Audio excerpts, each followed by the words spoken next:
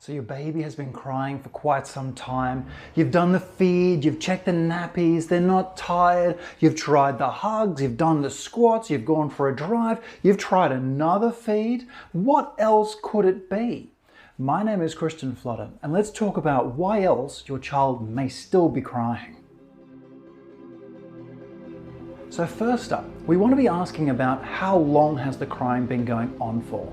Has it just recently started? Because if this is the case, we have to think differently. Have they had a bit of a fall recently? It's very easy to happen. You turn your head one way and boom, they've just rolled off the edge of the bed there. So have a look on their body, arms, legs, collarbones. Are there any patches of redness or swelling that could suggest a bit of a fracture going on inside your child? Perhaps they've had a bit of a fever, or they're very lethargic or irritable.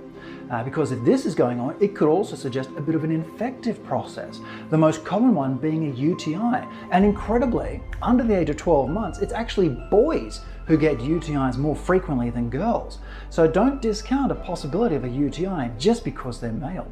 And lastly, have they had any changes to their consciousness, finding it a little bit harder to wake them up after a bit of a sleep? Maybe they've been getting a bit of a seizure, or they've had a lot of vomiting going on tied in with this.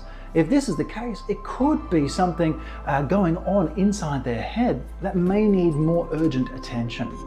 But what if it's been going on for a long time? We're talking we've had crying going on for weeks. Well, this could then suggest other things as well. Have you noticed any rash appear on their cheeks or their torso? A bit of eczema or dry patches on their skin? Maybe they've sounded a little bit congested, sniffly or snuffly, and they're having some difficulty passing their number twos. A bit of constipation or that straining face every time they've got to do them.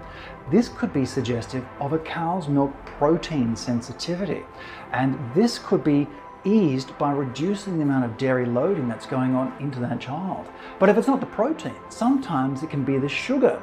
The sugar is lactose. Could your baby have a bit of a lactose intolerance going on? Now they look a little bit different, even though it's the same substance going through in the sense of dairy. The lactose intolerance tends to cause a lot of gassiness or bloating or tummy discomfort and kicking of the legs. But the fun part that comes with lactose intolerance is instead of constipation, it goes to the other extreme. We tend to find very watery bowel movements with a frothy description or explosive in nature. Quite often after passing that number two, they look a lot more calm until the next feed comes along. But what if you've tried the dairy-free, you've cut out dairy from your diet, you've tried the lactose-free formulas, you've tried cutting lactose out of things with various supplements and whatnots, and it's still going on? What else could it be? Could it be normal? Now there is a type of crying, it's called physiological crying. It's also known as purple crying, and this is something that happens normally to developing infants, but there is a certain amount that we consider to be a normal amount. And if we're going beyond 3 hours in a day, it may actually be excessive crying that you're experiencing. So what could be causing this?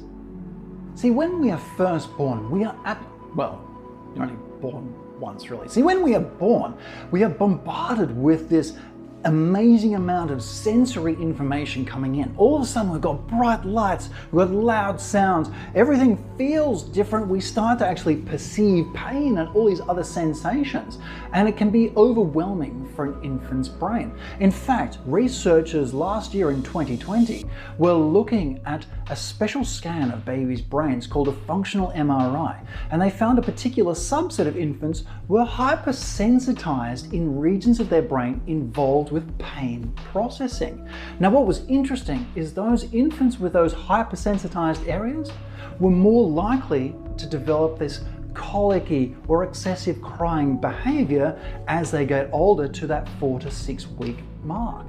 Now what's interesting about this is that hypersensitization of the brain actually made non-painful stimuli perceived as painful.